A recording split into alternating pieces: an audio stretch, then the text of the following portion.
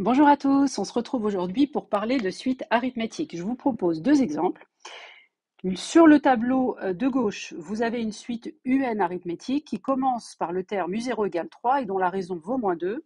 Et à droite, on va regarder une autre suite qui est une suite arithmétique qui elle commence par V1, donc elle commence par le numéro 1, pas par le numéro 0, et la raison est la même. Et dans chaque cas, on vous demande de donner le terme général et de calculer U15 et tout à l'heure ce sera V15. Alors pourquoi j'ai choisi ces deux exemples? La différence majeure, d'ailleurs c'est la seule entre ces deux exemples, comme vous pouvez le voir, c'est que j'ai pris U0 égale 3 et là j'ai mis V1.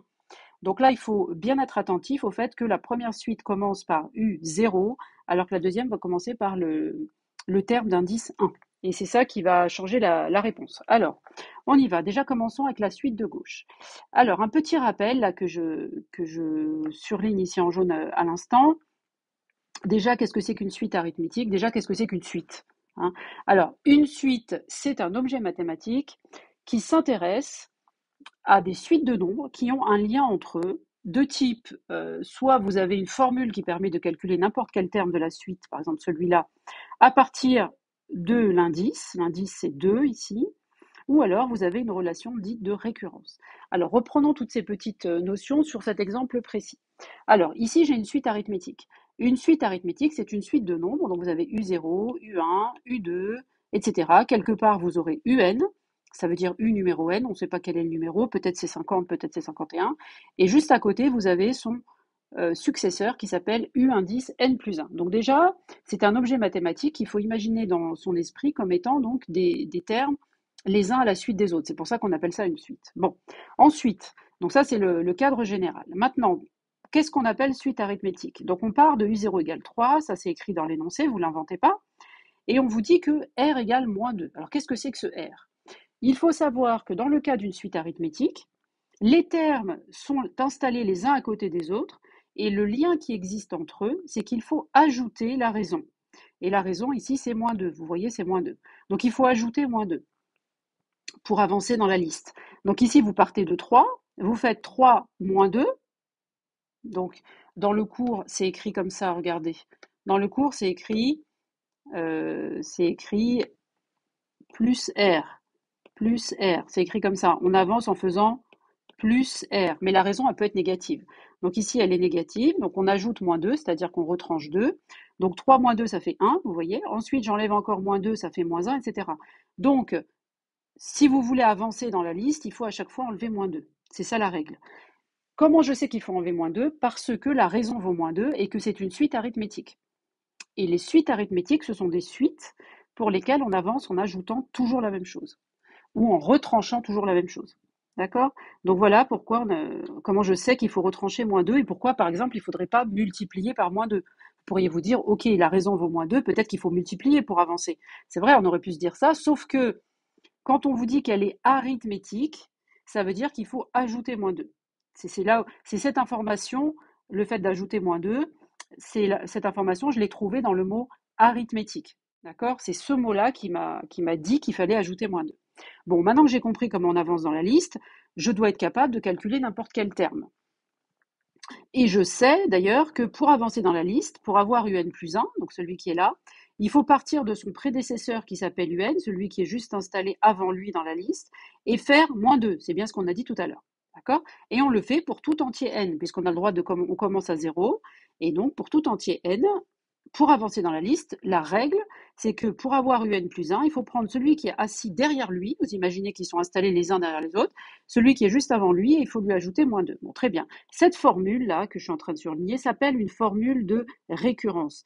Ça s'appelle formule de récurrence parce qu'il y a quelque chose de récurrent dans le fait d'enlever moins 2 à chaque fois. Donc la formule de récurrence vous donne la méthode générale pour avancer dans la liste de pas en pas, mais avec de 1 en 1, quoi, si vous voulez. OK? Bon, ceci étant dit, vous, on ne vous demande pas la formule de récurrence. On vous demande le terme général. Alors là, c'est du cours. Qu'est-ce que c'est que le terme général? Le terme général, c'est un synonyme de formule explicite. Et une formule explicite en maths, ça veut dire que vous pouvez calculer UN sans avoir à connaître son prédécesseur. Vous calculez UN directement en remplaçant le numéro N dans la formule. Vous voyez, au lieu de faire UN égale celui d'avant plus moins 2. Là, ici, je peux calculer UN simplement à partir de son numéro n. Je n'ai pas besoin de savoir quelle est la valeur de son prédécesseur. Cette formule-là s'appelle une formule explicite. Elle n'est pas toujours disponible, mais elle l'est pour certaines suites particulières, que sont les suites arithmétiques et les suites géométriques, par exemple, que vous étudiez cette année. Je fais d'ailleurs une vidéo sur les suites géométriques juste après. Donc ici, pour les suites arithmétiques, on dispose d'une formule dite explicite. C'est un synonyme de terme général. Et alors là, il faut l'apprendre par cœur. UN égale U0, le premier, donc, plus n fois la raison. C'est normal parce que si vous voulez U2, par exemple, ce que vous dit cette formule, c'est qu'il faut partir de U0 et il faut ajouter 2 fois la raison. C'est normal parce que pour aller de U0 jusqu'à U2, vous allez avancer de combien de cases? Vous allez avancer donc de 2 cases. C'est pour ça qu'on ajoute 2 fois la raison. Alors, je ne sais pas pourquoi ça s'est sélectionné là. Bon, voilà. Donc voilà pourquoi la formule est assez simple à comprendre. Donc il faut faire U0 plus n fois la raison. Et du coup, combien ça fait? Alors U0 c'est 3. Et la raison, c'est moins 2, donc ça fait plus n fois moins 2, donc ce que j'ai écrit sous la forme moins 2n. Moins 2n, c'est n fois moins 2. Si vous voulez, je vais vous le réécrire. J'ai peut-être été trop vite là.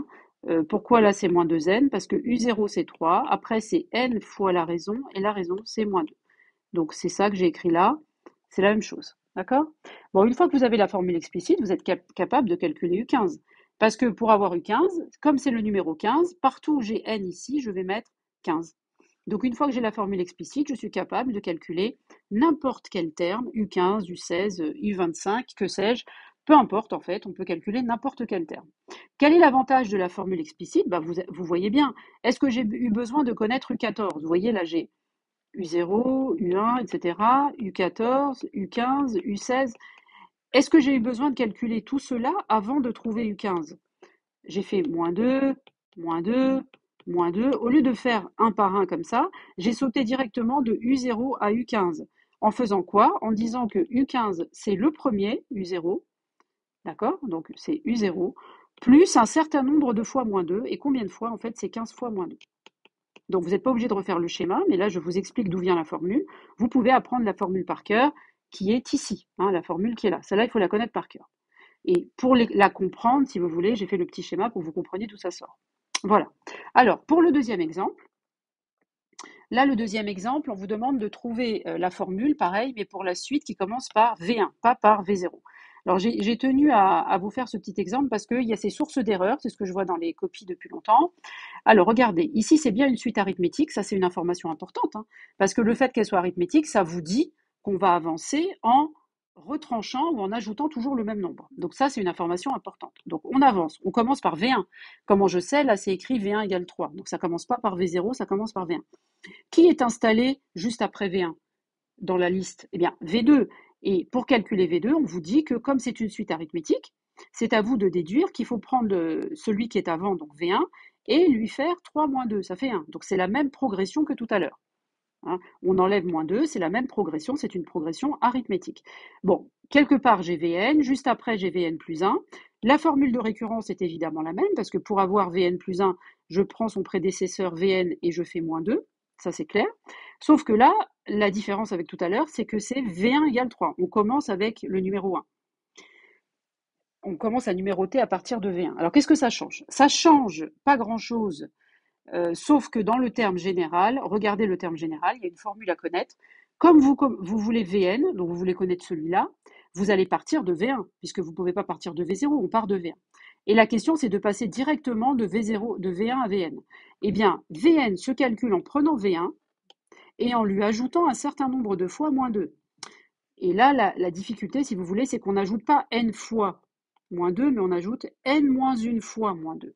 Donc il faut retenir que si vous commencez par V1, il faut faire plus n moins 1 fois la raison. Si vous commenciez par V2, on aurait fait n moins 2 fois la raison. C'est normal, il y a un décalage. Donc ma formule devient V1, c'est-à-dire 3, plus n moins 1 fois la raison. Et la raison, c'était moins 2, comme tout à l'heure. Alors là, pareil, on me demande V15, qu'est-ce que je fais? J'applique la formule, ça fait 3 plus 15 moins 1, parce que c'est n moins 1, et n vaut 15, n c'est le numéro qui est en dessous là, fois moins 2. et je fais ce calcul, je trouve moins 5. Bon, les élèves, souvent, là où ils se trompent, c'est que ils confondent les indices et les... Faites attention, là, quand vous écrivez, prenez bien le temps d'écrire. Le 15 qui est là, il est en dessous. Il est en dessous de la ligne, d'accord? Faites bien attention. Et le 15 qui est là, il n'est pas en dessous, il est sur la ligne d'écriture. Vous voyez, regardez, moi j'ai bien fait attention, je fais toujours attention. Le 1, là, il est en dessous, là, il est en dessous. Ne confondez pas, quand vous mettez un indice, vous le mettez en dessous, et quand vous écrivez une formule, le N, il est bien sur la ligne d'écriture. Voilà. Bon, bah écoutez, j'espère que ça a été clair, que ça vous a aidé. Je vous dis à très bientôt pour une prochaine vidéo. Merci bien, au revoir.